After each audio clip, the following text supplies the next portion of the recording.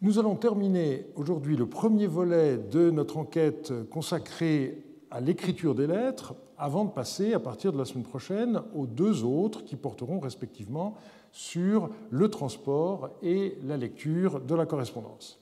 Dans le cours d'aujourd'hui, nous examinerons quelques problèmes liés à la rédaction que nous n'avons pas encore eu l'occasion d'aborder systématiquement.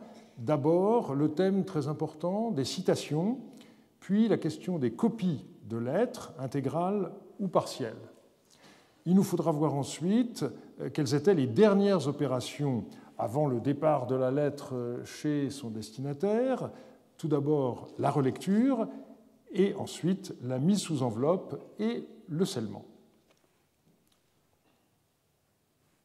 On examinera d'abord le problème des citations, puis celui de la copie des lettres, avant d'examiner le cas particulier des circulaires. Dans certaines lettres, on trouve en effet des citations qui sont mot à mot, alors que dans d'autres cas, elles sont plus approximatives. Il est intéressant de comparer l'original et la citation qui en est faite lorsque les deux textes nous sont connus, ce qui arrive de temps en temps. Alors, on commence par les citations en mot à mot. C'est le cas dans les réponses de Yasmaradou aux lettres de réprimande adressées par son père Samsiadou. On voit que les citations des passages les plus blessants sont véritablement mot à mot. Par exemple, Samsiadou avait écrit à Yasmaradou: « Et toi, jusqu'à quand aurons-nous à te diriger en toute occasion? Es-tu un bébé? N'es-tu pas un adulte? N'as-tu pas de poil au menton? Jusqu'à quand ne dirigeras-tu pas ta maison? N'as-tu pas ton frère sous les yeux, lui qui dirige de vastes armées? Alors toi aussi, dirige ton palais, ta maison. » Un passage totalement à l'opposé de ce que les psychologues vous diraient aujourd'hui qu'il faut faire à l'égard de ses enfants. Jamais de comparaison dans une fratrie, c'est l'horreur, mais Samsiadou, c'est ça. Et en effet, Yasmaradou en a été très blessé. Et à ce reproche, il répond en commençant par citer la lettre de son père. « J'ai pris connaissance de la tablette qu'Adda, donc papa, m'a fait porter, disant « Et toi, jusqu'à quand aurons-nous à te diriger en toute occasion? Es-tu un bébé? N'es-tu pas un adulte? N'as-tu pas de poil au menton? Jusqu'à quand ne dirigeras-tu pas ta maison? N'as-tu pas ton frère sous les yeux, lui qui dirige de vastes armées? Alors toi aussi, dirige ton palais, ta maison. » Voilà ce qu'Adda m'a écrit. Vous voyez que la traduction respecte l'acadien, c'est rigoureusement mot à mot et suit un plaidoyer pro-domo dans lequel Yasmaradou essaye d'expliquer que tout ça, c'est pas de sa faute, etc. Et le même reproche a été réitéré par Samsiadou dans une autre lettre. « Es-tu un bébé? N'as-tu pas de poil au menton? Aujourd'hui même, alors que tu es en pleine force de l'âge, tu n'as pas fondé de maison. » Et la seconde réponse de Yasmaradou dit explicitement que son père l'a par deux fois réprimandé. À propos du message qu'Adda m'a envoyé, disant « Et toi, jusqu'à quand aurons-nous à te diriger en toute occasion? Es-tu un bébé? N'es-tu pas un adulte? N'as-tu pas de poil au menton? Jusqu'à quand ne dirigeras-tu pas ta maison? » Assurément, cela, Adda me l'a écrit par deux fois. Et on voit que cette deuxième citation renvoie davantage en fait à la première lettre qu'à la seconde. Et si ces citations sont littérales, c'est évidemment en raison de la gravité des accusations portées par Samsiadou. Les seules variantes que l'on relève entre les originaux envoyés par Samsiadou et les citations de ceux-ci dans les réponses de son fils sont d'ordre graphique.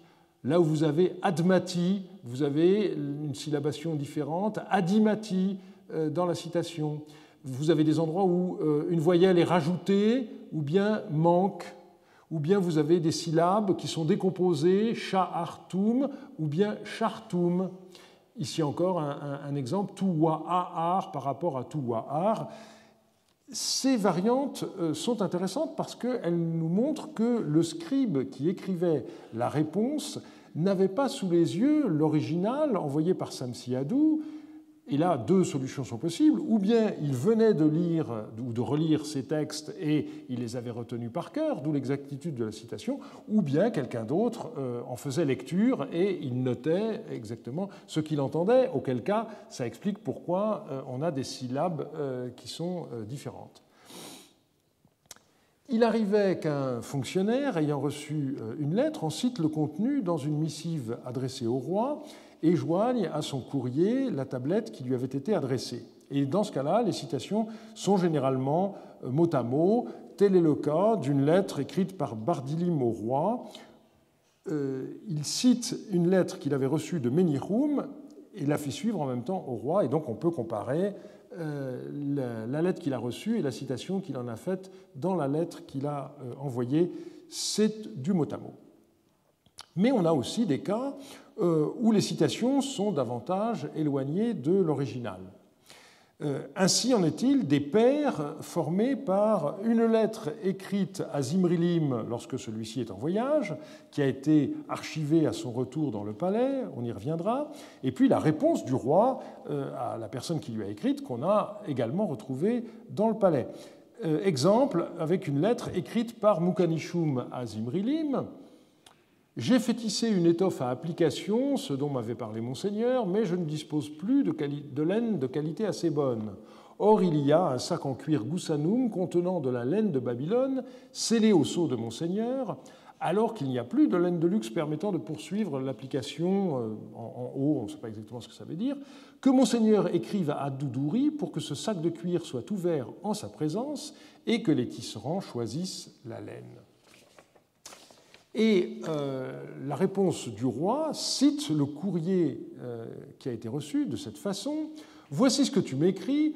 Il manque beaucoup de laine pour cet habit. Or, il y a un sac de laine de Babylone. Que Monseigneur m'envoie une lettre pour que ce sac soit ouvert en présence d'Adoudouri et que l'on me donne la laine qui manque pour cet habit. » On voit que cette citation que fait le roi est en réalité un résumé du courrier qu'il a reçu, omettant certains détails secondaires et ne retenant que l'essentiel. C'est donc le contenu général du message qui est cité et pas son mot à mot. Et c'est le cas le plus fréquent. On le voit par exemple dans une réponse que fit le roi Zimrilim à sa mère. « J'ai écouté tes tablettes que tu m'as fait porter. Au sujet de beaux vases à libation à faire, à propos desquels je t'avais écrit précédemment, tu m'as écrit longuement en ces termes. J'ai pesé 3 grands vases kirretum, ils font 5 000 et 7,5 cycles chacun. Voilà ce que tu m'as écrit. Longuement. Clairement, la citation n'est qu'un résumé des longues lettres que Adoudouri a écrites à son fils. Le cas est connu également pour Samsi-Adou. Lorsque celui-ci cite une lettre antérieure qu'il a envoyée à Yasmaradou, eh bien, on voit que les deux textes diffèrent notablement. La première lettre dit ceci: « Tous les citoyens du Zalmakoum que l'on capture régulièrement pour toi, pour en tirer des informations, tu ne dois plus les prendre en servitude, ni désirer qu'ils soient tes serviteurs. Tous ceux dont on s'emparera pour toi, revêt-les d'un habit et laisse-les aller. Pour 20 esclaves, cela me reviendrait à 20 cycles, qu'est-ce là? Vais-je pleurer l'argent qu'ils m'auront coûté? Et pour une vingtaine d'esclaves que tu libéreras, la puissance de l'ennemi en sera-t-elle renforcée ?» Et le passage correspondant de la seconde lettre est beaucoup plus développé. « Assurément, naguère, je ne savais pas que tu t'étais emparé de la ville, et je t'avais envoyé le message suivant à propos des citoyens du Zalmakoum. Les citoyens du Zalmakoum que l'on prendra pour en tirer information lors d'un raid, ce n'est pas le moment, ne te les approprie pas. Donne un présent à celui qui aura été pris et en urgence revêt d'un habit celui dont on se sera emparé pour toi. Envoie-le circuler à l'intérieur du pays pour qu'on le voie et laisse-le aller. Lorsque le pays du Zalmakoum tout entier verra quel est son sort, voici ce qu'ils se diront. Notre Seigneur a négligé notre faute, il ne nous pillera pas. Voilà quelle sera leur conclusion. Ils y feront attention en sorte que, lorsque tu monteras vers ce pays-là, tout entier, il passera dans ton camp comme un seul homme. Agis ainsi. Voilà ce que je t'écrivais. » Alors, comparant ce second texte au premier, Jean-Marie Durand avait noté, je cite, « On découvre un texte beaucoup plus riche et complexe. Faut-il supposer qu'il y a eu encore une lettre dont nous n'avons plus le texte ? Samsi-Adou a pu envoyer plusieurs lettres en plusieurs lieux à un moment où il ne savait pas exactement où joindre Yasmaradou. C'est une explication possible, mais on peut penser également que Samsi-Adou a davantage développé sa pensée, la seconde lettre ne constituant donc pas une citation verbatim de ses propos antérieurs. Et cette hypothèse peut s'appuyer sur un autre exemple. lorsque le roi d'Ashlaka, Ibaladou, écrivant à Zimrilim, résuma ses propos antérieurs, eh bien, il le fit de cette manière. Précédemment, à 2 reprises, j'ai déjà écrit à Monseigneur en ces termes. Si Monseigneur tarde, il faut que Monseigneur m'envoie 300 hommes de troupes pour que je puisse avoir une entrevue avec Monseigneur. Et nous possédons ces 2 lettres antérieures, les numéros 54 et 57 du volume ARM 28, et on constate en fait que dans le numéro 58, eh bien, le roi d'Ashlaka ne fait que résumer brièvement le contenu des 2 autres lettres, dans lesquelles à chaque fois le développement est d'ailleurs différent. On ne peut considérer que cette façon de citer en résumant était une sorte de privilège qu'auraient eu les rois, car certains de leurs correspondants, lorsqu'ils rappellent ce qu'ils ont écrit, en font tout autant. Ainsi en va-t-il de la reine Shiptou. Elle cite une lettre qu'elle a reçue de Zimrilim. Au sujet de l'ail, Monseigneur m'avait écrit ceci. Prends 10 ougars d'ail auprès de Tzidki-Épur et fais-les sécher sur le toit du vestibule. Voilà ce que Monseigneur m'avait écrit. Eh bien, nous possédons le message que Zimrilim avait envoyé à Shiptou antérieurement, et il est beaucoup plus développé. Fais observer à Tzidki-Épur qu'il doit rassembler l'ail. Je réceptionnerai de lui 10 ougars d'ail comme condiment. Si l'ail est bien sec, reçois-le et qu'on le verse dans des jarres de 30 litres chaque, puis scelle-les avec ton seau. S'il n'en est pas ainsi et que l'ail ne soit pas sec, qu'on le sèche sur le toit du vestibule, mais que le toit soit scellé de ton seau. C'est l'accès au toit, bien entendu, qui va être scellé. Alors, ce qui est intéressant, c'est que la répartition des lettres dans le volume ARM 10, en fonction des expéditeurs, a eu comme conséquence de séparer ces 2 lettres qui forment une paire. La première lettre envoyée par Zimrilim a le numéro 136, tandis que la réponse par la reine Shiptou a le numéro 16.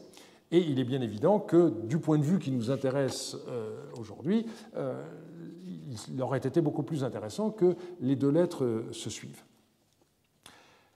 La comparaison entre un original et la citation qui en est faite permet de prendre le gouverneur de Sagaratum Yakimadou en flagrant délit de mensonge.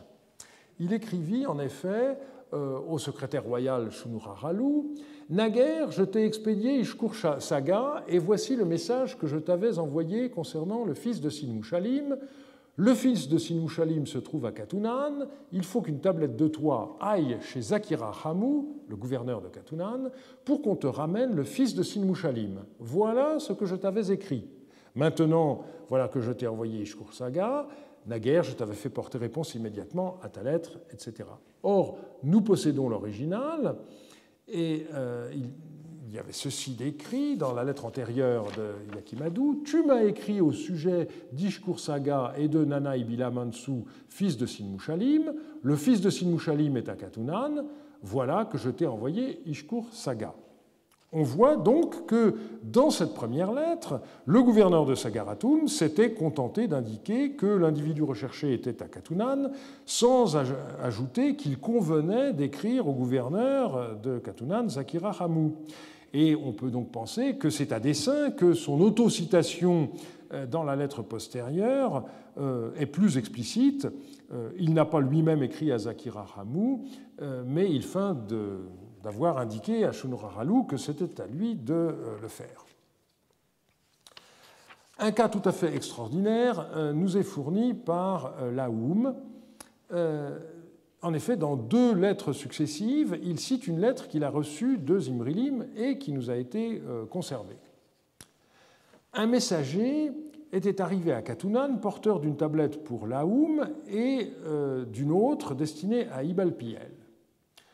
Dans sa lettre, donc FM3 138, Zimrilim disait à Laoum d'attendre le passage de messagers de Kourda pour que son messager se joigne à eux de façon à rejoindre Ibalpiel. Et si aucun messager de Kourda ne passait jusqu'à la fête des Pagraou, Laoum devait alors renvoyer à Zimrilim le messager avec la lettre destinée à Ibalpiel. On a ensuite la réponse de Laoum à Zimrilim dans FM2 55, et Laoum explique qu'il y a une erreur parce que Ibn-Piel ne se trouve pas à Kourda, comme le croyait le roi, mais à Tabatoum. Et donc Laoum lui a fait parvenir sa lettre par la voie habituelle. Et quelques jours plus tard, Laoum envoie une deuxième lettre, FM2 56, où il reprend le contenu de sa missive antérieure, mais il ajoute que, après avoir gardé le messager de Zimrilim, il vient de le renvoyer. Et donc on peut penser que c'est à ce messager que Laoum confia à la fois son deuxième message, FM2 56, ainsi que les ordres qu'il avait reçus de Zimrilim, FM3 138, de façon que Zimrilim ne puisse pas lui faire de reproches, puisqu'il a agi de façon différente des ordres qu'il avait reçus du roi. Eh bien, lorsqu'on compare les deux citations qui sont faites de la lettre du roi, citation numéro 1 dans FM2 55 et la citation numéro 2 dans FM2 56, on voit qu'entre ces deux citations, il y a des variantes absolument minimes. En revanche, les divergences de ces deux citations par rapport à l'original censé être cité sont beaucoup plus importantes, et c'est d'autant plus curieux que Laoum avait encore l'original avec lui à ce moment-là. Donc on voit bien que c'est la façon habituelle de faire. Ce qui est présenté bien souvent comme une citation, en réalité, c'est un résumé des propos antérieurs. Mais il arrive qu'on n'ait pas affaire à une simple citation plus ou moins longue, mais à la copie intégrale d'une autre lettre. Et celle-ci se signale par la présence de l'adresse. Alors on a deux cas possibles. Il peut s'agir simplement du double d'une lettre, ou bien la copie est intégrée à l'intérieur d'une autre lettre. En ce qui concerne les doubles, André Finet a signalé l'inédit A2705, qui est une lettre de Yasmaradou au roi de Katna Ishriadou, et qui porte au bas du revers la mention Ana Adda. Adda, nous savons, c'est le petit nom, papa, qui est la façon dont Yasmaradou s'adresse à Samsiadou. Or, cette lettre n'est pas destinée à Adda, c'est une copie qui est destinée à Adda.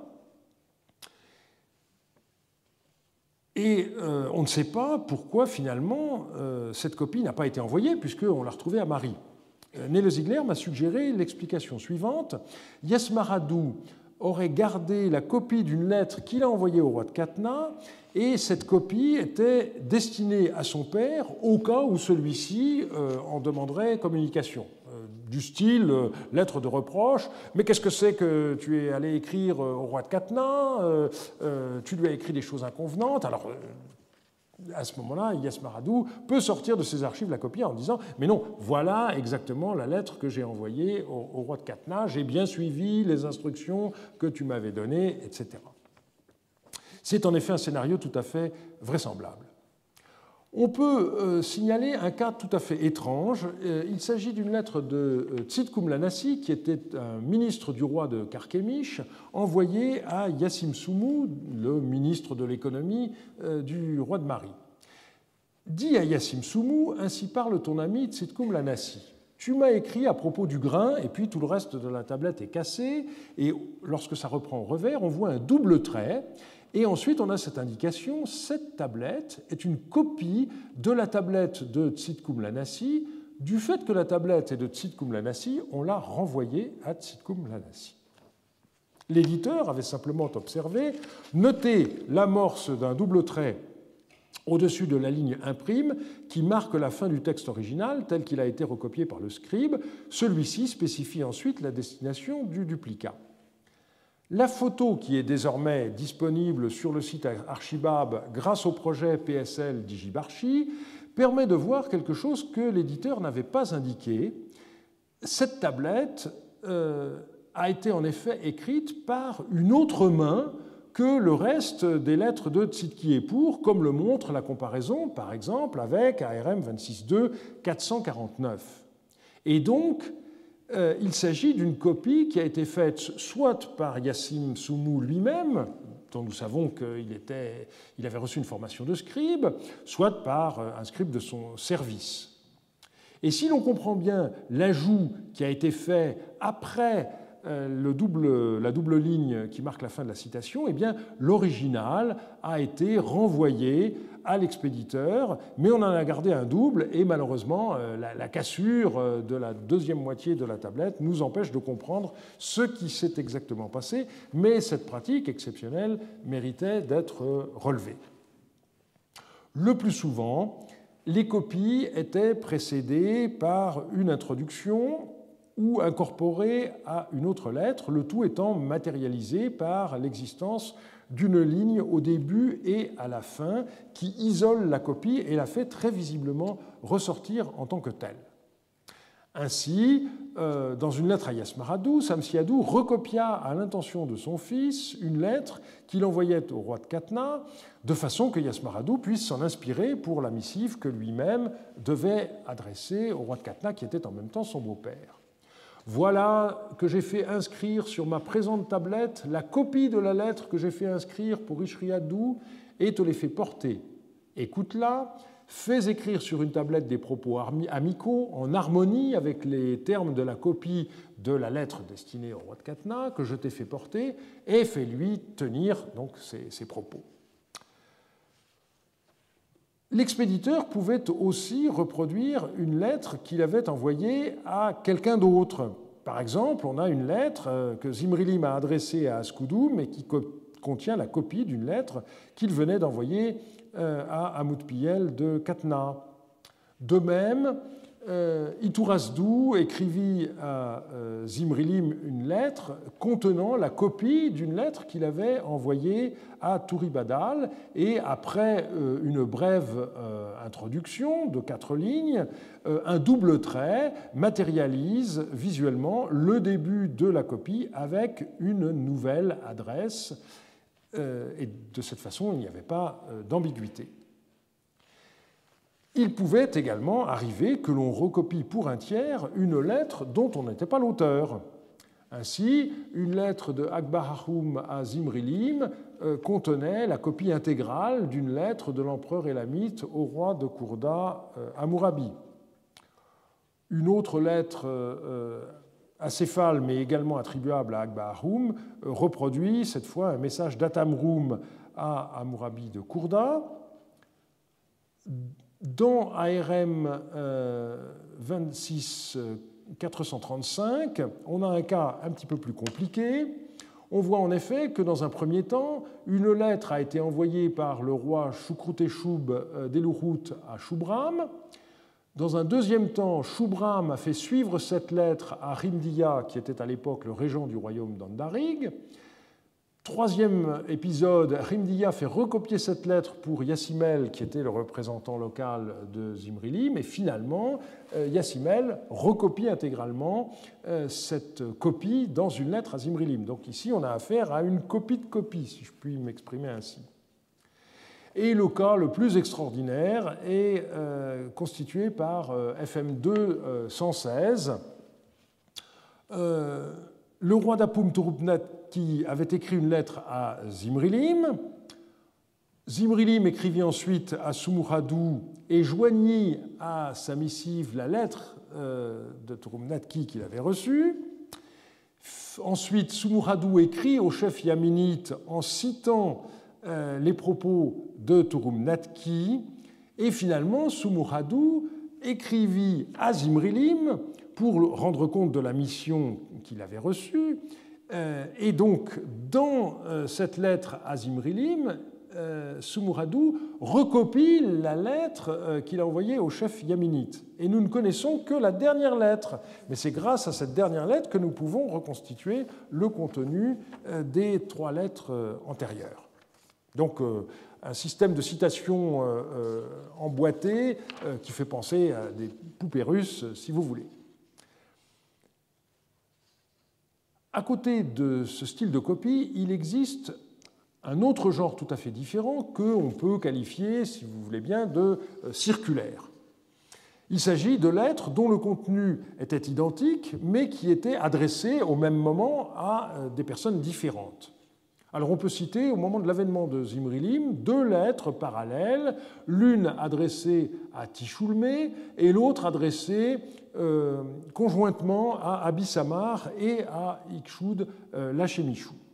Ces 2 lettres donc expliquent la politique de Zimrilim au moment où il remonte sur le trône, et elles sont destinées à des gens qui, comme lui, avaient été privés de leur trône ancestral par Samsiadou et qui veulent récupérer leur trône.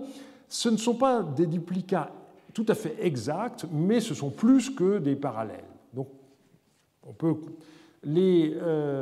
verser ce cas dans la catégorie des circulaires. Un autre cas connu depuis longtemps est celui des lettres adressées par Hammurabi de Babylone aux fonctionnaires de Zimrilim au moment de l'invasion élamite. On a une lettre adressée à Boukakoum, qui est le gouverneur de la région du Souroum, en aval de Mari, et une lettre identique adressée à Bardilim, qui est le gouverneur de Mari, les 2 lettres ayant exactement le même contenu.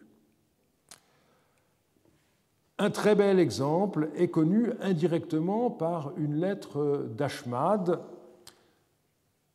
que je cite, « Suivant ce dont j'ai pris connaissance par la tablette de mon Seigneur, des tablettes à tous les rois, Abunu Ishtar, Radnurabi, Sharia, Sharumkimakalima, Turumnatke, Hayasumu, Ruziran, Kabiya, Hadnituruk, Mariatum, Hammurabi, Sipkunaadu, Asditakim, Bunumaadu, Yarkabadu, Abietar et Askeradu, des tablettes donc j'ai fait porter où je dis le sire d'Eshtuna est en train de monter en disant je vais instaurer mes nouvelles frontières, je me dirige vers Shubat-Enlil, voilà ce que le sire d'Eshtuna a écrit chez Monseigneur.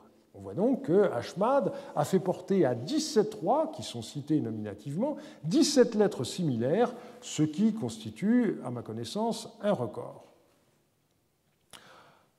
Un dernier exemple est intéressant, ce sont 2 lettres de Yamtsum qui ont le même contenu, étant adressées l'une à Akbahum, l'autre à Yansib, et puis le nom est cassé, et on voit que la lettre ARM26 309 est un duplicat du 308, à l'exception de 2 lignes qui ont été omises, et on a vraiment le sentiment que le scribe a commencé par la lettre numéro 308, et ensuite il l'a recopiée avec une adresse différente dans le numéro 309, et en recopiant, il n'a pas fait attention et il a sauté un passage, ce qui est le type de distraction bien connu lorsque on fait une copie en ayant une autre tablette sous les yeux. La deuxième étape que je veux évoquer aujourd'hui, c'est la question de la relecture. Vous vous rappelez qu'on a vu que dans certains cas, les lettres étaient prises par le scribe sous la dictée, que dans d'autres cas, le scribe notait simplement les intentions de l'expéditeur et rédigeait tranquillement la lettre. Dans les 2 cas, bien entendu, il convenait qu'une fois la tablette inscrite, le scribe la relise devant son maître avant de la placer sous enveloppe. Et lors de la relecture, il pouvait arriver que l'expéditeur indique des changements à apporter au texte. C'est ainsi qu'il faut interpréter les cas où certains mots, voire des lignes entières, sont effacés et réécrits, et ceci laisse des traces que nous pouvons observer. Alors, malgré cette étape de la relecture, un certain nombre de fautes pouvaient subsister dans les lettres, et cela était un phénomène inévitable lié à la lecture globale que les scribes devaient pratiquer tout comme nous. Alors ils ont une écriture syllabique et non pas alphabétique, mais n'empêche qu'ils procédaient aussi à une lecture globale. Lorsque l'étape de la relecture n'était pas respectée, le scribe prenait le risque d'une erreur qui pouvait avoir de graves conséquences, comme nous le montre une lettre de Hamman que j'ai publiée dans les mélanges von Zoden. On a une lettre de Hamman, qui était le chef Sougagoum de la ville de Der, au chef nomade Ibalpiel, qui indiquait que la ville d'Apacha avait été prise. Or, c'est une ville très importante. Et apprenant cela, Ibalpiel écrit immédiatement à Zimrilim en lui transmettant l'information.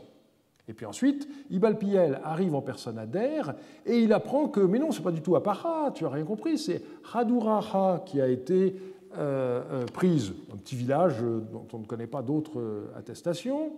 Et du coup, Ibal-Piyel se précipite pour envoyer une lettre à Zimrilim en expliquant qu'il y a eu une erreur, et il ajoute ce passage très intéressant. Mais le scribe qui a écrit la tablette de Hamman s'est trompé.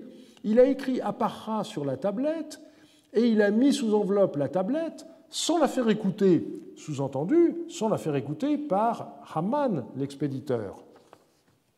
Alors, cette explication, elle est très intéressante, mais elle me semble prouver que la relecture se fait bien syllabe par syllabe, et qu'il n'y avait pas de traduction simultanée, parce que sinon, si le texte était écrit en akkadien et relu en amorite, eh bien, la relecture n'aurait pas révélé une telle erreur. Donc, on voit bien que la relecture devait être faite en principe soigneusement. Et ici, comme toujours, c'est un raté qui nous permet de savoir ce qui se passe normalement. Il pouvait aussi arriver qu'une lettre soit transmise à un tiers pour relecture avant qu'elle ne soit envoyée à son destinataire. On possède ainsi une lettre dans laquelle Laoum félicite Yasmaradou pour la lettre qu'il avait rédigée à l'intention de son père et qu'il lui avait prudemment transmise pour avis avant expédition. Laoum écrit à Yasmaradou « Monseigneur a porté à ma connaissance la tablette que Monseigneur a fait écrire au roi, donc Samsiadou, à propos des gens du Souroum, et je l'ai écouté. L'affaire, telle que Monseigneur y a réfléchi et qu'il l'a écrite à son père, est parfaite. Je suis très heureux que seul Monseigneur ait réfléchi à cette affaire à laquelle, parmi ses serviteurs, aucun n'avait réfléchi correctement. » Ici, donc, il ne s'agit pas d'une relecture matérielle. Yasmaradou voulait avoir l'approbation de son ministre avant d'envoyer sa missive à son père, de façon à être couvert au cas où Samsiadou s'irriterait à la lecture de la lettre. Et cette lettre de Laoum est digne de figurer dans une anthologie des lettres de flagornerie, vous en conviendrez. Un autre cas montre qu'un subordonné ne devait pas écrire au roi sans en référer d'abord à son supérieur. Ikshud Ayabishu vient de partir de Sagaratum chez Monseigneur. Auparavant, lorsque Yassim Soumou vivait encore, Nursin avait l'habitude d'agir ainsi. Tant qu'il ne s'était pas entretenu avec Yassim Soumou, il n'écrivait pas à Monseigneur. Maintenant que l'on m'a informé, j'ai écrit chez Monseigneur, que Monseigneur le sache. Alors, pour comprendre cette affaire, il faut savoir que la lettre a été écrite par le successeur de Yassim Soumou comme ministre de l'économie. Et celui-ci donc cite en exemple ce qui se passait du temps de son prédécesseur pour mieux souligner à quel point la conduite d'Ikshud Ayabashu est inconvenante. Il est parti trouver le roi sans l'en avertir, alors qu'auparavant, même une simple lettre n'était pas envoyée au monarque sans que le ministre soit mis au courant. Autre cas de relecture, il pouvait arriver qu'au moment de la constitution d'une ambassade, le roi qui l'expédiait fasse relire devant le ou les messagers le contenu de la tablette qu'il faisait porter à son correspondant. Et c'est une lettre de Bardilim qui nous le montre à contrario. Yassim Dagan, du corps des barbiers, et Moutou Dagan, du corps des appartements royaux, deux sujets de Monseigneur, écrit Bardilim au roi de Mari, ainsi que Ili Dinam et Marduk Moubalit, deux courriers de Babylone, leurs accompagnateurs, sont arrivés ici, à Mari, depuis Babylone. Donc Bardilim est à Mari, Zimrilim est en déplacement, et arrive une ambassade depuis Babylone. Et Bardilim ajoute « Je leur ai demandé des nouvelles, et voici ce qu'ils m'ont répondu. Nous n'étions pas là au moment des dépêches, Ibal-Piyel s'est contenté de nous expédier. » Alors, le passage peut paraître un peu sibyllin, mais en réalité, cela s'explique très bien. Manifestement, les messagers n'étaient pas présents lorsque Hammurabi a remis à Ibal-Piyel, ambassadeur Mariotte à Babylone, la tablette destinée à Zimrilim. Et donc, ceci est important parce que ça nous montre que si les messagers avaient été présents, ils auraient eu connaissance du message, ce qui suppose que, lors d'un envoi en mission de ce genre, eh bien, une relecture de la lettre apportée était effectuée. C'est pour ça que je parlais d'un exemple à contrario. Il Il semble que les scribes ne gardaient normalement pas de double des lettres qu'ils avaient écrites, mais ce point ne fait pas l'objet d'un consensus. Je me sépare, par exemple, de ce qu'André Finet avait écrit il y a quelques années. Nous avons conservé un nombre suffisamment important de ces messages, à savoir les lettres de Zimri-Lim à d'autres rois, pour être assuré que le ministre des Affaires étrangères de Marie en gardait copie. André Finet avait été suivi par Maurice Biraud, qui écrivait, dans le volume en hommage à André Finet, il est vrai, André Finet pense avec raison que Zimri-Lim gardait copie de toutes ces lettres adressées à des souverains étrangers. Ce sont ces copies qui ont été retrouvées et on en compte maintenant presque une vingtaine. Eh bien, presque une vingtaine, ça fait vraiment pas beaucoup, et il est assuré que Zimri-Lim a envoyé beaucoup plus qu'une vingtaine de lettres à des souverains étrangers pendant les 13 ans qu'a duré son règne. Par ailleurs, on a vu qu'il existe un certain nombre de doubles, mais qui sont explicitement signalés comme tels. Alors, une solution possible serait que des doubles de la correspondance royale ont existé, mais qu'ils ont été emportés à Babylone, dans ces fameux coffres dont nous avons déjà parlé. Ce serait théoriquement possible pour les lettres adressées par Zimri-Lim au roi ses frères, mais on n'imagine pas que les doubles des lettres adressées au gouverneur et aussi étaient emportés. Or, on n'en possède aucun. Et c'est l'inexistence de ces doubles qui explique ce trait de rhétorique constant dans les lettres dont nous avons déjà parlé, à savoir le rappel initial d'une missive antérieurement envoyée par la personne à qui on écrit. Et donc ce système de citation dont nous venons de parler. Ce qui a été gardé comme lettre écrite par les rois de Marie à des gens extérieurs à la capitale, ce sont soit des brouillons, soit des lettres qui n'ont pas été envoyées. Et dans ce dernier cas, il faut bien entendu à chaque fois se demander pourquoi. On peut penser que certaines lettres n'ont pas été envoyées parce que, à l'écoute par l'expéditeur, elles ont été jugées mauvaises, et puis elles n'ont pas été détruites. Ou bien, autre possibilité, les lettres ont perdu de leur actualité du fait d'un événement intervenu entre leur rédaction et le moment de leur expédition, ou bien d'un événement dont on a appris l'existence à ce moment-là. Et ceci, donc, nous conduit à la troisième et dernière étape pour le cours d'aujourd'hui, la mise sous enveloppe et le scellement des lettres. Que la lettre ait été dictée ou pas, une fois qu'elle a été relue, eh bien, elle était mise sous enveloppe. Par définition, ces enveloppes étaient détruites par le destinataire lorsqu'il voulait prendre connaissance de la tablette, de la lettre qui lui était adressée, et ceci explique la rareté des enveloppes conservées totalement ou en partie.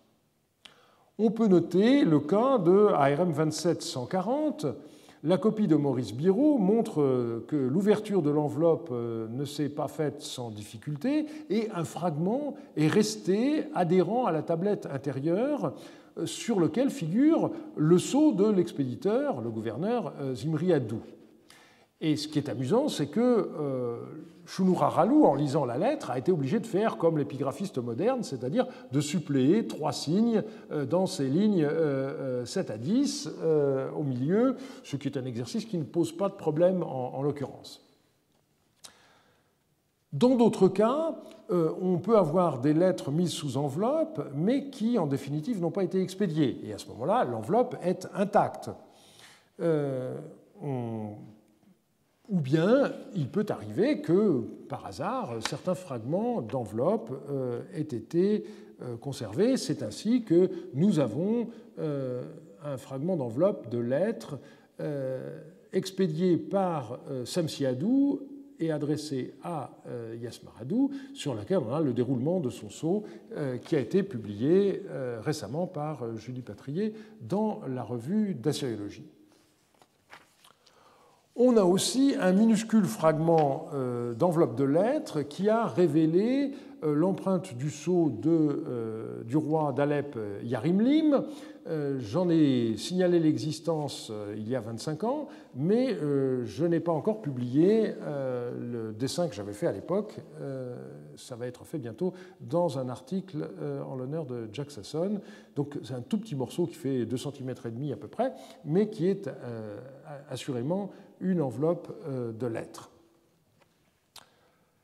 Des empreintes du sceau de Zimrilim ont été retrouvées sur des fragments d'enveloppes de lettres dans le palais de Mari, mais aussi dans le palais de Katara. Et on possède également une empreinte complète sur l'enveloppe de la lettre adressée à Tichoulmé dont j'ai parlé tout à l'heure, et qui donc donne sur le dessus, mais aussi sur les côtés, un déroulement pratiquement complet du sceau du roi, avec donc sa titulature, Zimrilim, bien-aimé du dieu Dagan, préfet de, et puis là c'est cassé, roi de Mari et du pays bédouin, fils de Radni, et vraisemblablement il faut restituer Radni Addou.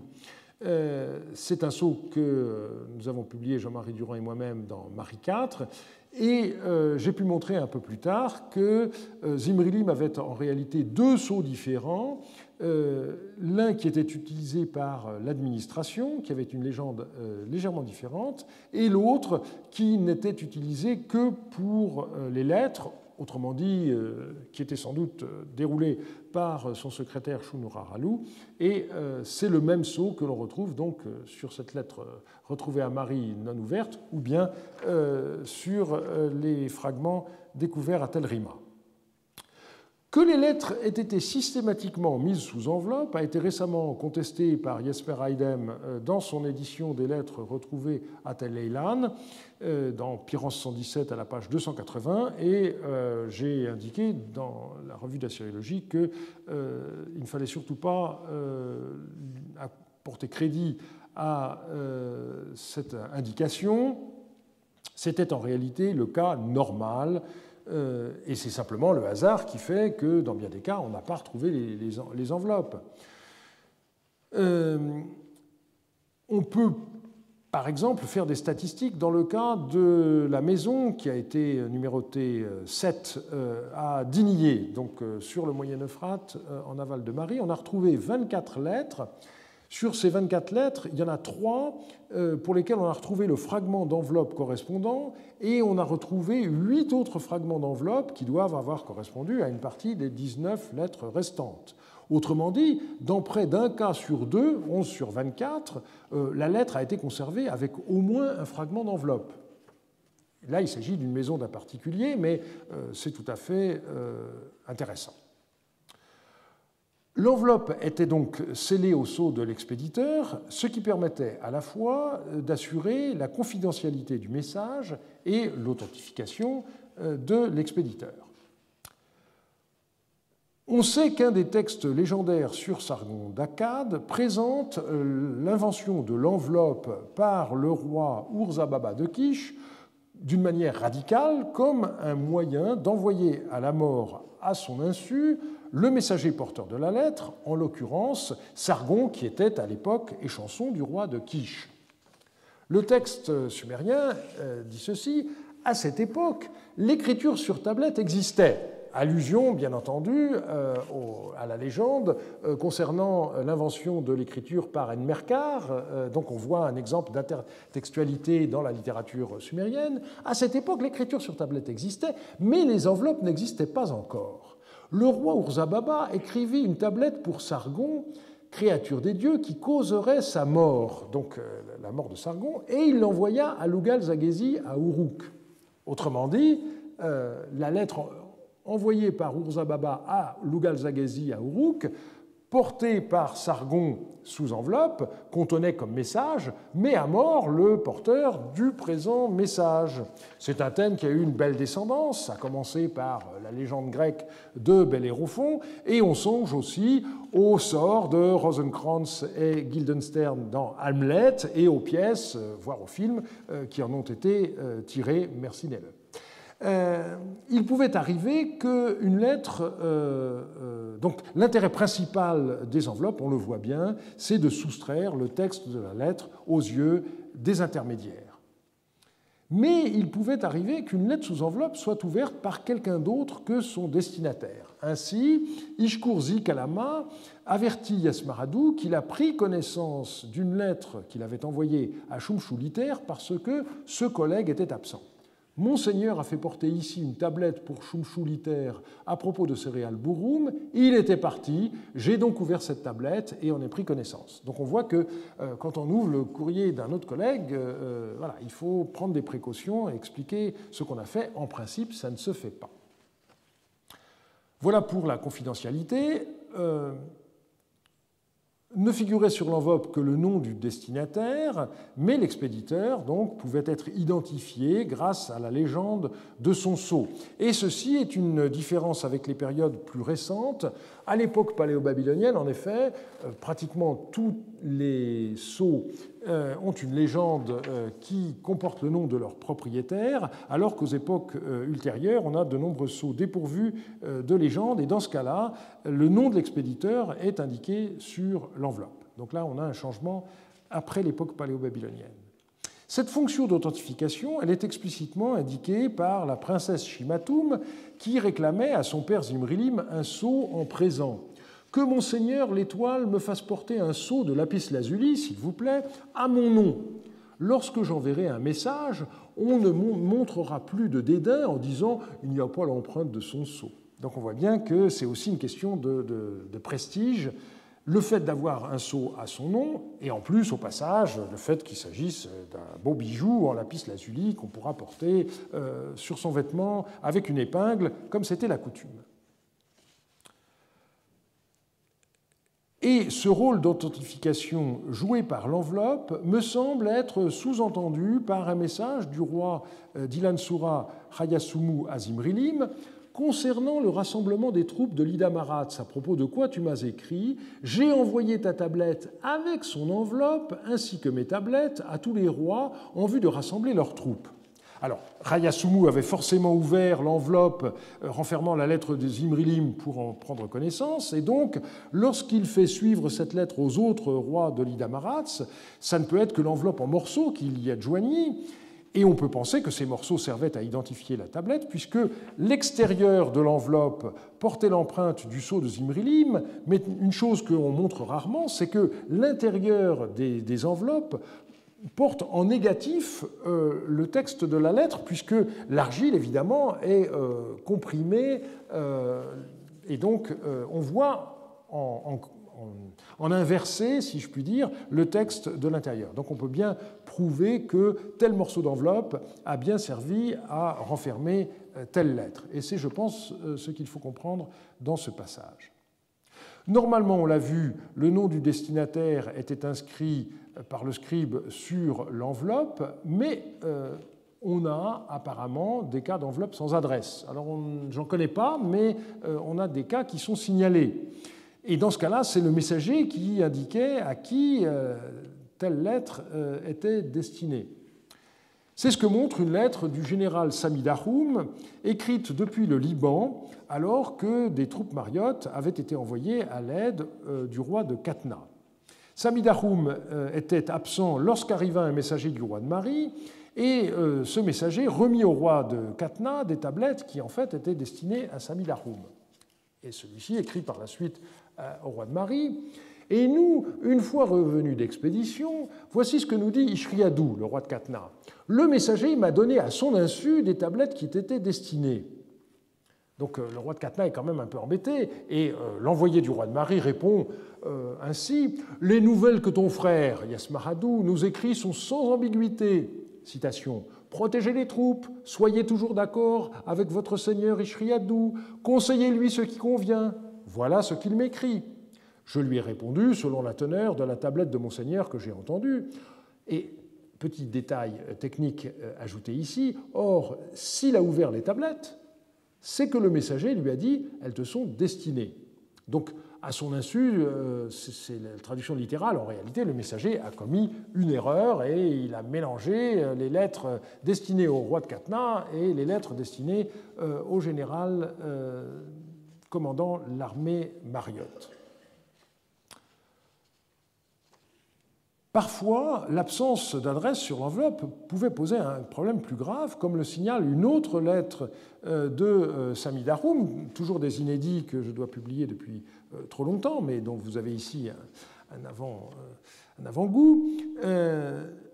Samidaroum venait à ce moment-là d'être envoyé à Yablia, sur le Moyen-Euphrate, comme général pour assister le gouverneur local Ramanoum face à la montée des troupes d'Eshlouna, et Samidaroum se plaint à Yasmaradou.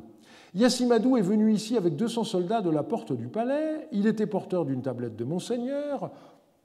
Or, un libellé, Tawitum, n'était pas formulé sur la tablette. Elle était simplement scellée au sceau de Monseigneur. En outre, par-dessous, elle n'était pas adressée à moi ou à Haman. Comment comprendre ce passage, qui est relativement concis, laconique? Eh bien, on peut penser que, en réalité, lorsqu'on nous dit que la libellé n'était pas formulée sur la tablette, c'est une façon rapide de s'exprimer, c'est sur l'enveloppe, et donc on a un cas où l'enveloppe ne comportait que l'empreinte du sceau de Yasmaradou, et entre parenthèses, nous n'en avons aucun exemplaire, et j'aimerais bien connaître la légende du sceau de Yasmaradou, mais pour l'instant, on n'en a pas retrouvé. Et donc, le fait est que ça ne suffisait pas pour savoir si cette lettre du roi était adressée au gouverneur Haman ou au général Samidaroum, et donc c'était quelque chose de bien embarrassant. Certaines lettres avaient un contenu jugé si important qu'elles étaient qualifiées de top secret, comme nous dirions aujourd'hui. Ainsi, Yal-Adou écrivit à Samétar au moment de la guerre avec les Yaminites « Il y a annonce d'hostilité, je te la ferai porter par une lettre secrète, Tupim Natsrim ». Peu après son accession au trône, Yatarami de Carchemish écrivit en secret à Zimrilim les intentions du roi d'Alep, mais il ne voulait pas que le roi de Marie en fasse état. Et sinon, il menaçait de ne plus jamais lui écrire de choses confidentielles. Donc la lettre est amusante. « Personne ne doit apprendre que j'ai écrit ce mot à mon père. Cette mienne parole ne doit pas parvenir à Hammurabi. » Alors attention, ici, c'est Hammurabi d'Alep. « Je crains que tu ne lui écrives ce mot, à savoir que moi-même je t'ai écrit cela. » Autrement dit, crainte d'une citation. S'il l'apprend, alors cet homme se fâchera contre moi. Or moi, ton fils, qui n'ai pas encore affermi les fondements de mon trône, Yatarami venait de monter sur le trône de Carchemish, devrais-je voir son visage fâché et me tourner vers toi?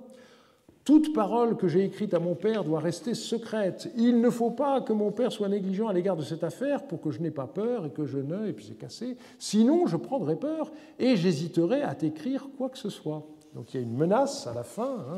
Si tu ne respectes pas la confidentialité de mon propos, eh bien, je la prendrai parce que le roi d'Alep sera furieux et m'écrira, et après, tu peux toujours courir pour que je te donne des informations confidentielles de cet ordre. On a un autre exemple de lettre confidentielle, cette fois sous le calame d'Ishmedagan, qui se plaignait que son frère ne lui ait pas donné assez de détails sur une bataille décisive qui venait d'avoir eu lieu, et donc il lui demande de lui adresser une nouvelle lettre, mais en prenant des précautions. En ce qui concerne le fait que chaque lettre que tu m'avais fait porter à l'extérieur, comprendre sur l'enveloppe, top secret, littéralement Shanitzirtim, n'y était pas marqué, sur ce nouveau rapport, il y aura secret, Natsrum. Maintenant, il faut que la réponse à ma lettre que tu me feras apporter soit marquée top secret à l'extérieur, c'est-à-dire sur l'enveloppe. Alors, on peut trouver que c'est très dangereux. Plus il y a indiqué « attention, c'est secret », plus la tentation d'ouvrir la lettre peut être importante. Mais en réalité, cette indication s'explique très bien. Ça permettait au destinataire de choisir les gens de son entourage qui pouvaient assister à la lecture de la lettre. Et donc, c'était ça, manifestement, le but de l'opération. Autour de Yasmaradou, il pouvait y avoir d'habitude peut-être une quinzaine de personnes qui assistaient. Là, si on sait que c'est quelque chose de secret, il y aura peut-être 2 ou 3 personnes seulement. Il pouvait arriver qu'on veuille in extremis rajouter un élément supplémentaire à une lettre. Mais une fois qu'une lettre était mise sous enveloppe, c'était trop tard. Et donc, si une information supplémentaire devait être portée à la connaissance du roi, eh bien, il fallait rédiger une nouvelle lettre. Et on a un exemple signalé explicitement par Boukakoum. Ma tablette venait d'être mise sous enveloppe lorsque des courriers, 4 hommes d'Ascoradou, sont arrivés en disant, et donc il y a une nouvelle lettre qui est envoyée.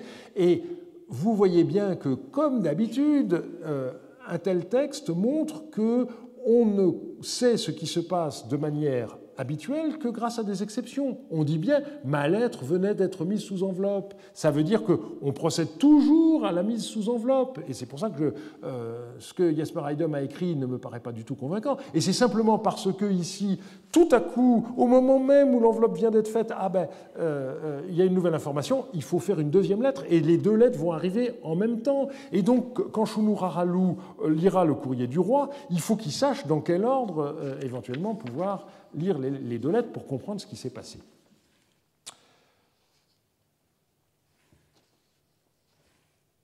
Une lettre du ministre Rabdou Malik au secrétaire du roi Shunuraralu présente un cas légèrement différent. Dit à Shunuraralu, ainsi parle Rabdou Malik, je vais bien. Présentement, j'ai fait écrire un rapport complet sur une tablette et je l'ai fait porter à Monseigneur. Moi-même, je partirai 5 jours après ma présente tablette. Écris-moi de tes nouvelles. Autre chose, après que j'ai scellé la tablette destinée au roi, une nouvelle est parvenue, la troupe des Touroukou vient de franchir le fleuve, annonce-le au roi.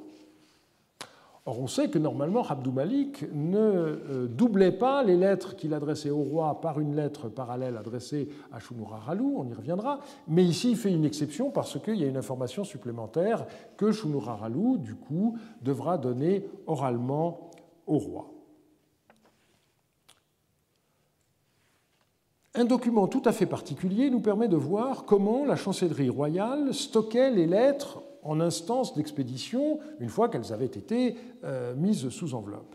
Il s'agit d'une étiquette de panier ou de sac qui comportait ce libellé 4 tablettes que l'on doit lire à Idiyatum, Yassimel, Menirum et Belchounou. Elles sont prêtes. On sait que ces 4 personnages se trouvaient tous les 4 en poste dans la région du Djebel Sinjar. Et donc, manifestement, on a affaire à une sacoche ou un panier qui sont prêts. Et lorsque un messager partira dans cette direction, eh bien, on pourra lui remettre cette sacoche. Il n'y aura pas besoin, le tri est déjà fait. Et donc, on voit ici un témoignage de l'activité de Shunuraralu.